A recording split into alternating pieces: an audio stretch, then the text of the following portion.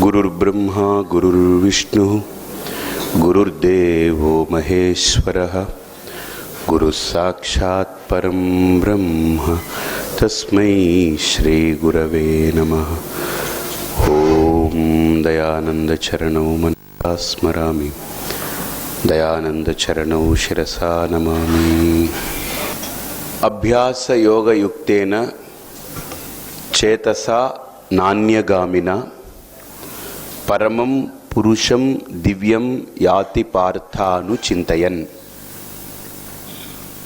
ఇక్కడ అనుచింతయన్ అనే శబ్దం వాడారు ఆయన ఆఖరికి. అంటే అనుచింతనం అనంటే ధ్యానం. అంటే ఈ ఉపాసనకి బాహ్యమైన అంగాలు ఏమక్కర్లేదు. ఇది పూజ కాదు, జపము కాదు, ధ్యానము కాదు. దిస్ ఈజ్ కాల్డ్ అన్ ఉపాసన. ఇక్కడ ఒక ఉపాసన అనేటువంటిది చాలా రహస్యంగా, గోప్యంగా ఎవడికి వాడు చేసుకోవాల్సింది. ఉపాసన అంటే ఎందుకు చేయాలి? ఉపాసన అంటే ఇతరులకి తెలియచేయడం కోసం కాదు. ఉపాసన అనేది నా యొక్క అంతఃకరణ శుద్ధి కోసం చేసుకోవాలి. అర్థమైందండి? ఇక్కడ శ్రీకృష్ణ పరమాత్మ ఇప్పుడు మనకు అందివ్వబోయే ఉపాసన ఒక చక్కటి అంతఃకరణ శుద్ధికి ఒక ప్రిపేర్డ్నెస్ అన్నమాట. అంటే ఆ అంతఃకరణ శుద్ధి కలిగితే వాడికి జ్ఞానానికి అర్హుడవుతాడు. ఆ అంతఃకరణ శుద్ధి లేకపోతే వాడు జ్ఞానాన్ని పొందే అర్హత ఉండదు. పాత్రను నీట్గా తోమి కడిగితే పాలు పోసి కాచడానికి ఉపయోగపడుతుంది. పాత్రలో శుద్ధి లేదనుకోండి, అశుద్ధి ఉందనుకోండి, పాలు పోయడానికి యోగ్యత కాదు.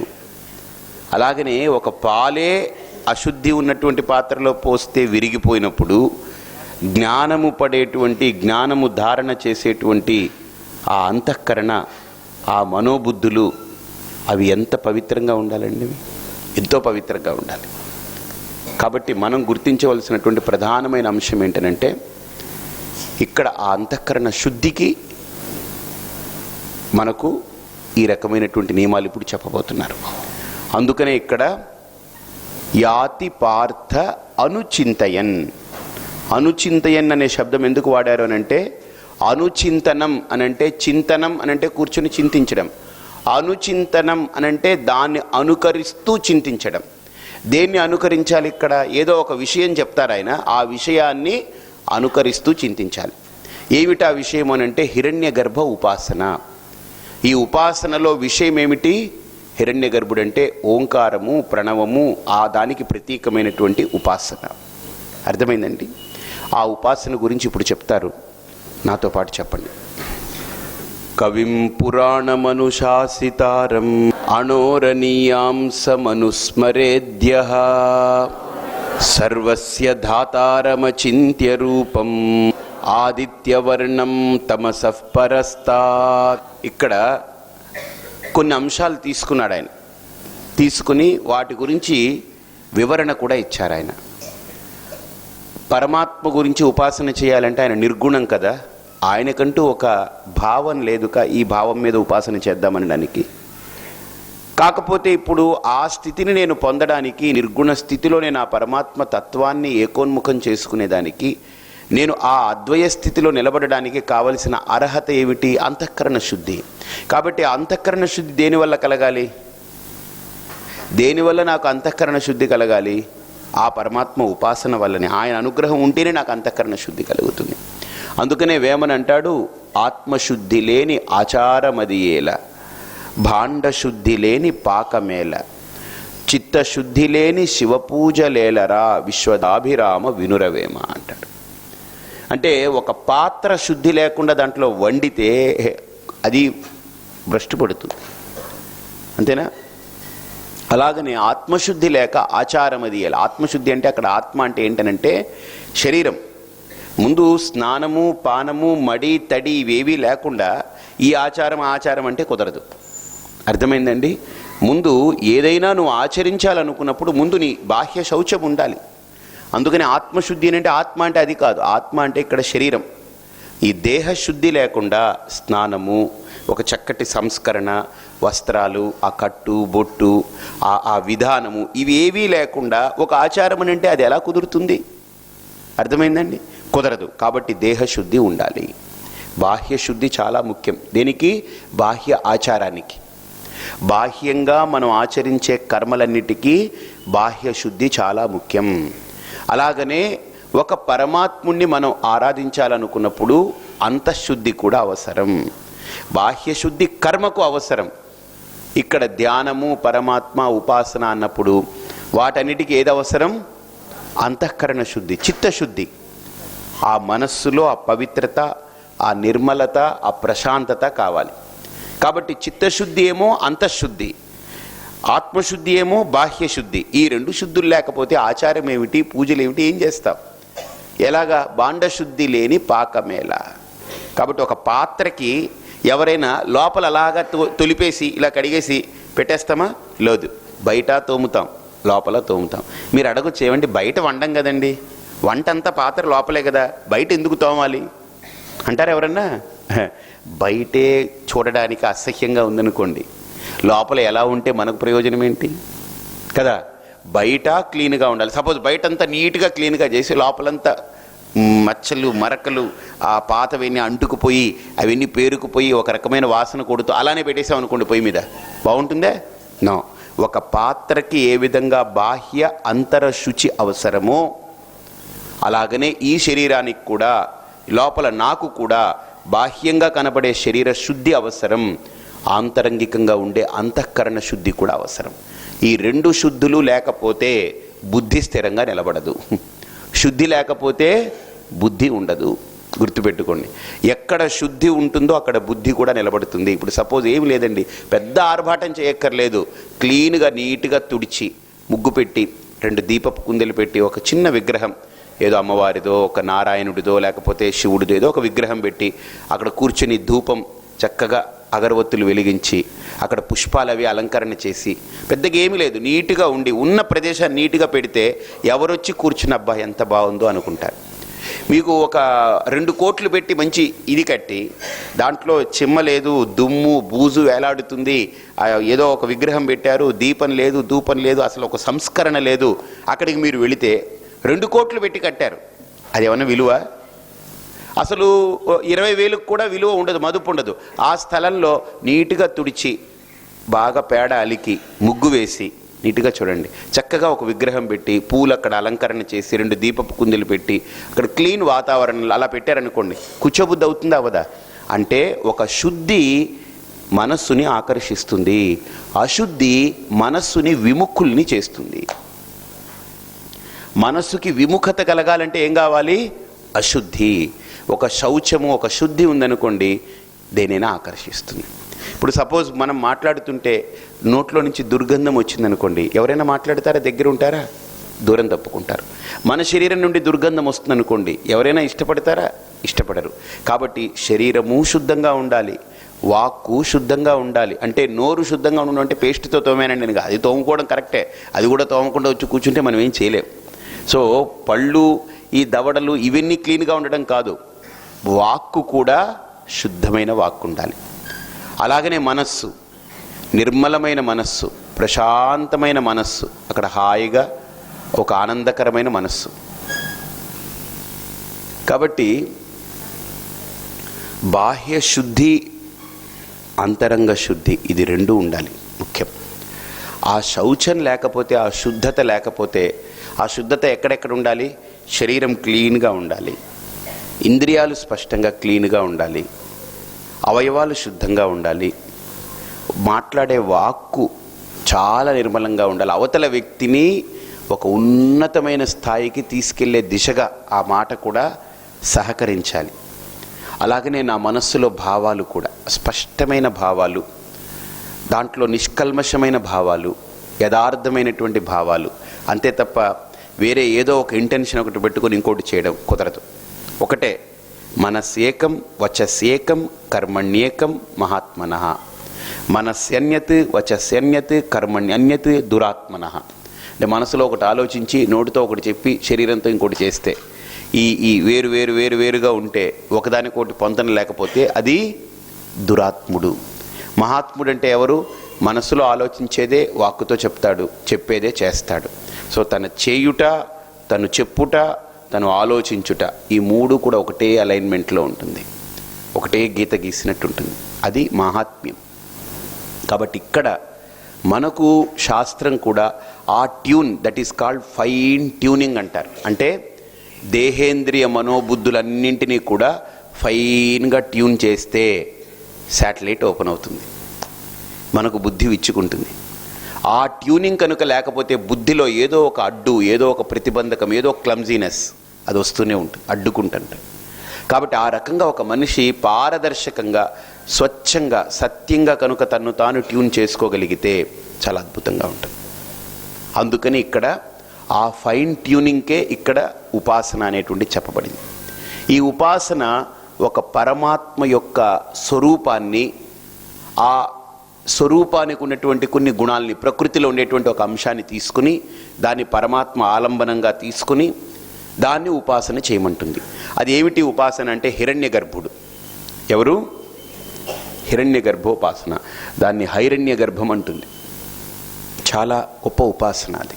ఆ ఉపాసన ఎలా చేయాలి అని అంటే, లోపల ఒక సూర్యబింబం ఉంది కదా, సూర్యుడి యొక్క బింబం మనకు కనపడుతుంది. ఆ సూర్యబింబాన్ని లోపల స్మరిస్తూ, ఆ సూర్యబింబము, సూర్యుడు అంటే ఆ బింబమే కాదు, అందులో హిరణ్య గర్భుడు ఉన్నాడు. ఆ హిరణ్య గర్భుడి యొక్క గుణం ఏమిటి, వాడి యొక్క శక్తి ఏమిటి అని అడిగితే అసలు వాడే ఈ మొత్తం ప్రపంచానికి, సృష్టికి, ప్రకృతికి మూల కేంద్రం. వాడు లేకపోతే సూర్యుడు లేడు, వాడు లేకపోతే చంద్రుడు లేడు, ఈ ప్రకృతి లేదు, ఏది లేదు. కాబట్టి ఆ హిరణ్య గర్భుడి యొక్క గుణాలన్నీ మనకు చెప్తున్నారు. ఏంటంటే మొట్టమొదటి గుణం కవిం పురాణ అనుశాసితార, అంటే కవి, పురాణ, అనుశాసితార, అనోరణీయాన్. తర్వాత సర్వస్య ధాతార, అచింత్యరూప, ఆదిత్యవర్ణ, తమసః పరస్తాత్ అనుస్మరేద్య. ముందు శ్లోకంలో ఏమన్నారు? అనుచింతయన్ అన్నారు. ఇక్కడ ఏమన్నారు? అనుస్మరేద్య అన్నారు. అంటే ఆ హిరణ్య గర్భుణ్ణి అనుకరిస్తూ చింతిస్తూ పోవాలి. ఆ చింతించడానికి ఇక్కడ కొన్ని గుణాలు చెప్పారు. ఏంటి? కవి అనే మొట్టమొదటి ప్రయోగం. కవి అంటే ఎవరండి? మనకు తెలిసి మామూలుగా కవి అంటే కవిత్వం. కవిత్వం అంటే ఏంటి? కవిత్వం ఏమిటి? కవిత్వం అంటే ఏంటి తెలుసా మీకు?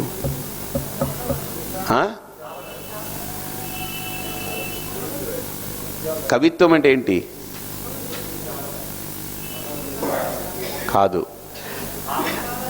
రసమయ భావాన్ని ఆవిష్కరించడం కవిత్వం. ఇప్పుడు సపోజ్ ఏదైనా ఒక స్త్రీ గురించి ఒక కవిత్వం రాశారనుకోండి, అబ్బా చంద్రుడు లాంటి చల్లని చూపు కలిగినటువంటిది. అర్థమైందే? అంటే ఆవిడ చూపులో నుంచి పడేటువంటి దృష్టి, వీక్షణం ఎలా ఉంటుందనంటే, చంద్రుడి నుండి ఎలాగైతే అమృత కిరణాలు భూమి మీదకి వచ్చి అన్నిటికీ రసాన్ని ఇస్తుందో, అన్నిటినీ పులకింపజేస్తుందో, అబ్బా ఆవిడ చూస్తే ఆ చూపు, ఆ దృష్టితో ఎదుటి వ్యక్తి యొక్క భావాలన్నీ కూడా నిండిపోతాయి. అలాగనే ఆ స్త్రీ యొక్క మాట ఎలా ఉంది అంటే, కోకిల లాంటి చక్కటి శబ్దధ్వని కలిగింది. అంటే ఎలా మాట్లాడుతుంది ఆవిడ? గై గై భయం భయం అని మాట్లాడడం కాకుండా, భయానకం కాకుండా ఒక శాంత హృదయం. అంటే ఆ మాట వింటుంటే మనకు కూడా ఒక స్వాంతన, ఏదో ఒక రకమైనటువంటి ఆనందం కలుగుతుంది. రసమయ భావాన్ని ఆవిష్కరించడమే కవి యొక్క హృదయం. అర్థమైందండి? కాబట్టి కవి ఏం చేస్తాడండి? దేన్ని ఆవిష్కరిస్తాడు? రసాన్ని ఆవిష్కరిస్తాడు. వాడు సొంతంగా తయారు చేసింది ఏం కాదుగా. ఇప్పుడు ఈవిడ ఎలా ఉందనంటే, చంద్రుడు లాంటి చూపులు కలిగింది అని అంటే అర్థం ఏంటి? చంద్రుణ్ణి ఈయన ఏమైనా తయారు చేశాడా? నో.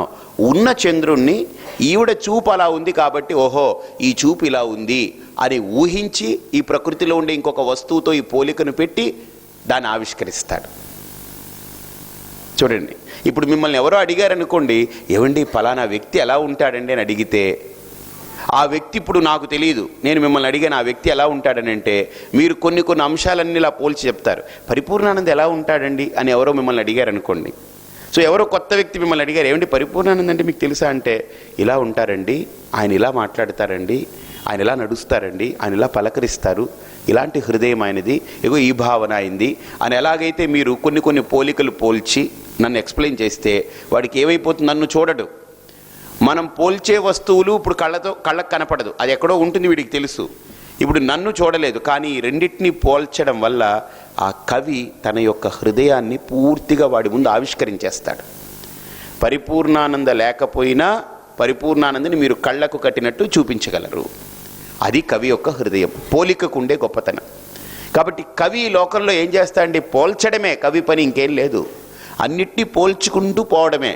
పోల్చడం వల్ల ఏమవుతుంది? విషయం అనేటువంటిది తేటతెల్లంగా అర్థమవుతుంది.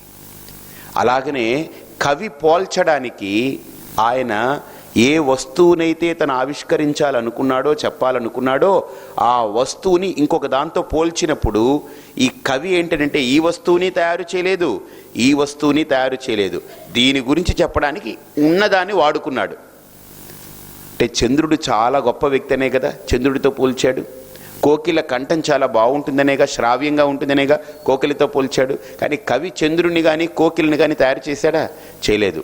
అంటే కవి పోల్చడానికి యోగ్యమైన వస్తువులు ఈ ప్రకృతిలో ఉన్నాయి. ఈ పరమాత్మ ఈ కవుల కంటే కవీనాం కవిహి అంటే వాడు తయారే చేసి పెట్టాడు దాన్ని. వాడు దేన్ని చూసి తయారు చేసి పెట్టి ఉండాలి? ఇప్పుడు చంద్రుడి లాంటి చూపులు కలిగింది ఈవిడ అని అన్నారు. అంటే ఈవిడ చూపుల్ని తెలియచేయడానికి, ఆవిడ చూపుల్ని పొగడడానికి చంద్రుడిని వాడాడు. కానీ పరమాత్మ అంత గొప్ప చంద్రుడిని దేన్ని చూసి తయారు చేసి ఉంటాడు చెప్పండి?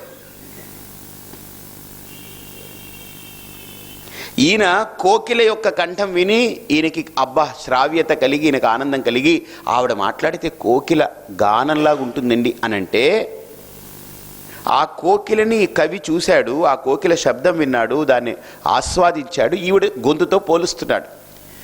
ఇప్పుడు ఈ కోకిల ప్రకృతిలో ఉంది, ఇది కవి తయారు చేయలేదు. కానీ పరమాత్మ కోకిలని దేన్ని చూసి తయారు చేసి ఉంటాడు? కాబట్టి ఈ కవులంతా కూడా దే ఆర్ ఆల్ కవులుకి తీసుకున్న వాళ్లే కానీ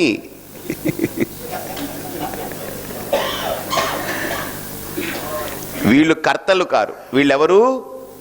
కవులు తీసుకున్న వాళ్ళు. కవులు తీసుకోవడం అంటే ఏంటి? లీజుకి తీసుకున్న వాళ్ళే వీళ్ళు. అంతే. కానీ వీళ్ళు కర్తలు కారు. కానీ ఆ కవి ఉన్నాడే పరమాత్మ. అందుకనే గణానాన్త్వా గణపతిగుం హవామహే కవిం కవీనాం ఉపమశ్రవస్తమం జ్యేష్ఠరాజం బ్రహ్మణాం బ్రహ్మణస్పత ఆనశృణ్వన్ ఊతిభిః సీదసాదనం. కవీనాం కవిహి. బాగా చూడండి. అంటే ఈ కవులు ఎవరైతే పోల్చి చెబుతున్నారో ఈ లోకంలో, అబ్బా మనం అనుకుంటా అబ్బా ఏం వా వా వా బా ఎంత గొప్పదని. నేను ఒకసారి చెప్పాను అనమాట, చెట్టుకుంటే కొమ్మ, చెక్కితే బొమ్మ, దాన్ని గుడిలో పెట్టి మొక్కితే అమ్మ. బా కొమ్మే, చెట్టుకున్నప్పుడు కొమ్మ, దాన్ని చెక్కారు, ఒక దిమ్మలా తయారైంది. ఆ దిమ్మని బాగా నీట్గా అందంగా చెక్కి పెట్టాడు. సరస్వతి బొమ్మ షాపులో పెట్టి అమ్ముతున్నాడు. ఏమండి ఈ బొమ్మ ఎంత, ఈ బొమ్మ ఎంత కొనుక్కున్నారు. చెట్టుకున్నప్పుడు కొమ్మ, దాన్ని చెక్కిన తర్వాత బొమ్మ, దాన్ని కొనుక్కొచ్చి మన ఇంట్లో పెట్టి ఇలా మొక్కామనుకోండి, మొక్కితే అమ్మ. బా ఎంత బాగా చెప్పారండి అన్నారు. అసలు ఈ మాటలు నేను చెప్పాను కదా, అసలు ఆ చెట్టుని ఎవడు తయారు చేశాడు? ఆ చెక్కే జ్ఞానాన్ని ఎవడు పెట్టాడు? ఇవన్నీ ఎవరిది? మనది కాదు. మన ఊరికినే చెప్పుడు గాళ్ళమే అంతే. బస్ ఊరికినే మాటలే మనదంతే, చేతలేం లేవు. చేతలంతా ఎవరిది? ఆ కవి. ఎవరతను?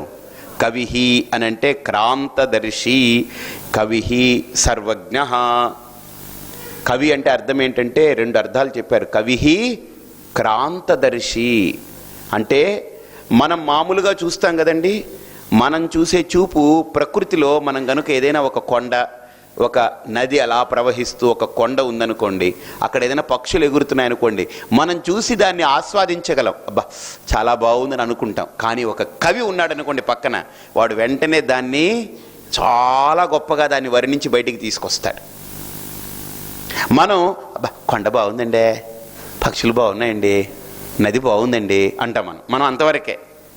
ఆ కొండని, ఆ నది ప్రవహించే ఆ సెలయేరు, ఆ నదిని, లేకపోతే ఆ కొండని, అప్పుడప్పుడే తెల్లవారుజామవుతున్నటువంటి సూర్యోదయ కిరణాలని, ఆ ఆకాశంలో ఎగిరే పక్షుల్ని ఇవన్నీ చూసి చాలా బాగుంది అని మనం లోపల అనుకుంటాం.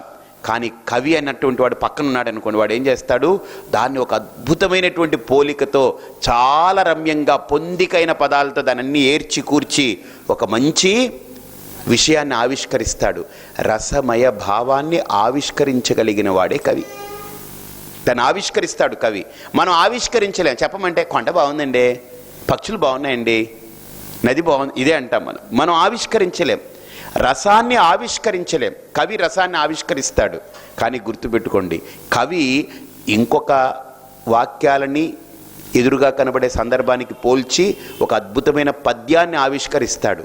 కానీ పరమాత్మ ఈ ప్రకృతినే రచించాడు, దాన్ని ఆవిష్కరించాడు. కవి పద్యాన్నే ఆవిష్కరిస్తాడు, కానీ పరమాత్మ ప్రకృతినే రచించాడు. అందుకనే సర్వజ్ఞ. ఆ పరమాత్ముని మనం ఉపాసన చేసేటప్పుడు లోపల ఆ హిరణ్య గర్భుణ్ణి, సూర్యబింబం ఏదైతే ఉందో ఆ బింబాన్ని పక్కన పెట్టండి. ఇప్పుడు ఆ బింబం ఊరికినే ముందు మనం కూర్చున్నప్పుడు మనం సెటరేట్ అవ్వడానికి ఒక బింబం మీద దృష్టి. సూర్యుడు అంటే ఆ డిస్క్ ఉంది కదా, ఆకాశంలో కనపడుతుంది. హిరణ్మయేన పాత్రేన, మనకు మంత్రం ఉంది, సత్యస్యాపిహితం ముఖం అంటే ఉపనిషత్తులో ఈశావాస్యంలో అంటారనమాట. హిరణ్మయేన పాత్రేన, బంగారు డిస్క్ లాగా ఉంటుంది అనమాట, బంగారు పళ్ళెంలాగా ఉంటుంది సూర్యుడు. ఖగోళంలో మీరు చూస్తే బగ మండేటువంటి ఒక అగ్ని గోళకం అలా రౌడుగా దూరం నుంచి. సర్వానికి కర్తృత్వం వాడిదే, అంతా వాడిదే. పురాణ శబ్దానికి అర్థం ఏంటి? కారణం వాడే, కర్త వాడే, కారణం వాడే. చూడండి, అనుశాసితారః. మూడోది అనుశాసితారః అంటే ఇక్కడ బాగా ఆలోచిస్తే అనుశాస్త అంటే ప్రతిదానికి ఒక్కొక్క ధర్మం పెట్టాడు. ప్రతిదానికి సూర్యుడు ఇలా ఉదయించాలి, ఇలా ఉదయించి ఇలా అస్తమిస్తాడు, చంద్రుడి యొక్క ధర్మం ఇది, సూర్యుడి యొక్క ధర్మం ఇది, నక్షత్రాల యొక్క ధర్మం ఇది, వర్షాకాలంలో ఇలా వర్షం పడుతుంది, ఎండాకాలంలో ఇలా ఉంటుంది, సముద్రం ఇలా ఉంటుంది, నదులు ఇలా ప్రవహిస్తూ ఉంటాయి. సపోజ్ ఇప్పుడు ఒకటి ఆలోచించండి, నదులు అక్కడే ఉండి సముద్రం ప్రవహించి వెళ్ళి నదుల్లో కలవాలనుకోండి, మనం ఏమైపోతాం? ఊర్లన్నీ ఎగిరిపోతాయి. భగవంతుడు చాలా తెలివిగలవాడనడానికి ఒకటే కారణం ఏంటంటే, సముద్రాన్ని ఎక్కడికి కదలనివ్వకుండా, ప్రవాహం ఇవ్వకుండా దాన్ని ఆపుంచాడు. నదులన్నిటికీ ప్రవాహం పెట్టాడు. ఈ నదులన్నీ ప్రవహిస్తూ వెళ్ళి సముద్రంలో కలవాలి. మనందరం హాయిగా బ్రతుకుతున్నాం. సపోజ్ ఇప్పుడు భగవంతుడు ఇన్ని నదులు పాపం ఎందుకండి, ఒక్క సముద్రం ఒకటే కదిలి వెళ్ళిపోతే పోలే, ఇన్ని నదులు కలవాలా, అక్కడికి కష్టపడి వెళ్ళాలా? ఒక్క సముద్రం ఒక్కటే పంపించేస్తే నదులన్నింటినీ కలుపుకుంది. ఒకవేళ సముద్రం ఒక్కటే కనుక ప్రవాహం పొంది నదుల్ని కలుపుకుంటామని వెళ్ళిపోయింది అనుకోండి, మనం అందరం ఏమైపోతాం? బతకలేం. కాబట్టి ఎంత తెలివిగలవాడు చూడండి. నదులన్నీ ప్రవహించాలి, సముద్రం స్థిరంగా ఉండాలి. ఈ ప్రవహించే నదులన్నీ వెళ్ళి ఎక్కడికి వెళ్ళాలి? సముద్రంలోకి వెళ్ళాలి. ఎక్కడో పడిన నది అలా ప్రవహిస్తూ మనందరికీ నిత్యావసరాలు, నిత్యకృత్యాలు, ప్రాణాధారమైనటువంటి నీళ్లు అన్నిటినీ ఇచ్చి మనకన్ని కోరికలు తీర్చి ఆ నది ఏమైపోతుంది? చెట్లకి, పుట్టలకి, గుట్టలకి అన్నిటినీ తడుపుకుంటూ చివరికి సముద్రంలో వెళ్ళి కలుస్తుంది. ఇది ఎంత గొప్ప ప్రక్రియ! ఇదొక ధర్మం, ఇదొక ప్రణాళిక. ఈ ధర్మాన్ని ఎవడు పెట్టాడు? మనం కాదుగా, పరమాత్మ. ఒక ప్రకృతిని ఇంత ధర్మబద్ధంగా నడుపుతున్నారంటే ఆ ప్రకృతి నడిచే ఆ ధర్మం వెనక మర్మం ఒకటి ఉండాలి. ఆ మర్మం ఎవరు? పరమాత్మ. ఆ శక్తే లేకపోతే ఈ ధర్మం లేదుగా, ఆ పరమాత్మ యొక్క శాసనం లేకపోతే ఈ ధర్మం లేదుగా. అందుకనే ఉపనిషత్ కూడా అంటుంది, భీషాస్మాద్వాతః పవతే భీషోదేతి సూర్యః భీషాస్మాదగ్నిశ్చేంద్రశ్చ మృత్యుర్ధావతి పంచమ ఇతి. చూడండి, మృత్యు వాడు కూడా పట్టుకుపోతున్నాడా? సడన్గా అక్కడ లాక్కుపోతున్నాడా? అసలు మృత్యు అనేదే అదొక ధర్మం. అందుకనే యముడికి పేరేంటండి? యమధర్మరాజు. అర్థమైందండి? యమధర్మరాజు. అందుకని వాడి పేరేంటి? ధర్మస్వరూపం. వాడి ధర్మం చాలా గొప్ప ధర్మం ఈ లోకంలో. ఎందుకనంటే బ్రహ్మగారు పుట్టిస్తున్నారు, యముడు తీసుకెళ్ళిపోతున్నాడు. బ్రహ్మగారు పుట్టించారు, గుర్తుపెట్టుకోండి. ఆయనకి గుడి లేదు, ఆల్రెడీ పుట్టేశాం కనుక ఆయనకి గుడి లేదు. యముడికి ఏమైనా గుడి ఉందా ఈ లోకంలో? కొన్ని తీసుకుపోతాడు కదా, లేదు. అంటే చావుకి పుట్టుకకు ఈ లోకంలో మనం బేఖాతర్, మనం పట్టించుకోం. ఉన్న బ్రతుకుని సంస్కరించుకొని ఉద్ధరించాలని అనుకుంటాం. అందుకని మధ్యలోనే మిగతా వాళ్ళకి గుళ్ళు, కానీ చావుకి గుడి లేదు, పుట్టుకకి గుడి లేదు, యముడికి గుడి లేదు, పుట్టించిన బ్రహ్మకి గుడి లేదు. అది భారతీయ సంస్కృతిలో ఉండే వైలక్షణ్యం. అంటే పుట్టుకని మనం పట్టించుకోం, చావుని మనం పట్టించుకోం, మధ్యలో ఈ జీవితాన్ని సంస్కరించుకొని తరించాలని కోరుకుంటాం మనం. కాబట్టి ఆ తరింపజేసేది ఎవరు? నారాయణుడు. యస్య స్మరణ మాత్రేన జన్మ సంసార బంధనాత్. కాబట్టి వాడిని ఆశ్రయిస్తాం మనం, ఆ పరమాత్ముడిని ఆశ్రయిస్తాం. వాడికి గుడి ఉంది, శివుడికి గుడి ఉంది. కాబట్టి చూడండి వీళ్ళిద్దరు ఎలా ఉంటారు. వీళ్ళిద్దరికి ఏం పని ఉండదండి పాపం. బ్రహ్మగారి అన్నీ పట్టుకుని 4 తలకాయలు పెట్టుకుని గందరగోళం చేస్తూ ఉంటాడు ఆయన పాపం. కానీ విష్ణువు చూడండి ఎప్పుడు అంతే. వీళ్ళిద్దరికి ఏమీ క్రియలు లేవు. ఎందుకని? అదే ఒక సింబాలిక్ ఎక్స్ప్రెషన్. అంతేగాని ఆ రూపాలు చూసుకుని అబ్బా విష్ణువు ఏంటండి ఎంతకాలం పడుకుంటాడండి, అలాగే రోజు పడుకునే ఉంటాడు, ఎప్పుడు చూసినా పడుకునే ఉంటాడు, ఏంటండి ఇది? ఒకడు అడిగాడండి, ఇదేంట్రా ఎప్పుడు చూసినా పడుకుంటాడు ఏంటి ఏమిటండి? అవునండి, ఎప్పుడు చూడండి అలానే పడుకుని ఉంటాడండి ఆ గుళ్ళో. ఎలా పడుకుంటాడండి నాకు అర్థం కాదు. అంతసేపు ఇంటి ఉదయం పడుకున్నాడు, మధ్యాహ్నం పడుకున్నాడు, సాయంత్రం వెళ్తే పడుకున్నాడు, రాత్రి పడుకున్నాడు. ఓ మనిషికి బెడ్ సోర్స్ రాదండి. అలా పడుకుంటే ఎంత పాము బాగుంటే ముడుకు, ఎంత ఆదిశేషు, ఎంత ఇది శేషశయనమైనా అది ఇది వచ్చేదు, ఇబ్బంది రాదు. అసలు లేచి కూర్చొని నేను ఎప్పుడు చూడలేదండి. అది సమస్య. అది అక్కడ అనంత శయనము అని అంటే అర్థం ఏంటంటే అంతటా నిండి నిబిడీకృతమై ఉన్నాడు పరమాత్మ. ఆయన యోగ నిద్రలో ఉన్నాడు. ఆయన ఎలాగా? యోగ నిద్ర అంటే ప్రపంచం అనేటువంటి చూడండి, కాళ్ళ దగ్గర లక్ష్మీదేవి ఉంటుంది. శేషం అంటే కాలం, అంటే ఈ 5 తలకాయలతో ఆదిశేషు అంటారు కదా, అదేంటిది? కాలం. కాలం కాలసర్పం. సర్పం అంటే కాలం అంటారు కదా. కాలం అంటే ఏంటి? కాలం, నడిపించే కాలం ఆయనకుంది. ఈ కాలానికి ఏమిటి? కాలం దేన్ని నడిపిస్తుంది? ఈ లోకంలో 2 నడిపిస్తుంది. భూమిని నడిపిస్తుంది, లక్ష్మీదేవిని నడిపిస్తుంది. ఈ లోకంలో మనం నడుస్తున్నామంటే దేనికండి? దేని మీద ఆధారపడి నడుస్తున్నాం? భూమి, లక్ష్మి, ఇవి 2. మనకి ఇంక వేరే 3వదేం లేదు. కాబట్టి ఆ భూదేవిని ఆయన పక్కన పెట్టుకున్నాడు, లక్ష్మీదేవిని కాళ్ళ దగ్గర పెట్టాడు, ఇద్దరిని అక్కడ పెట్టాడు. అక్కడ ఉండండి అన్నారు. కాలం అంటే సమస్త ప్రకృతి ఆయన చుట్టూతా ఉంది.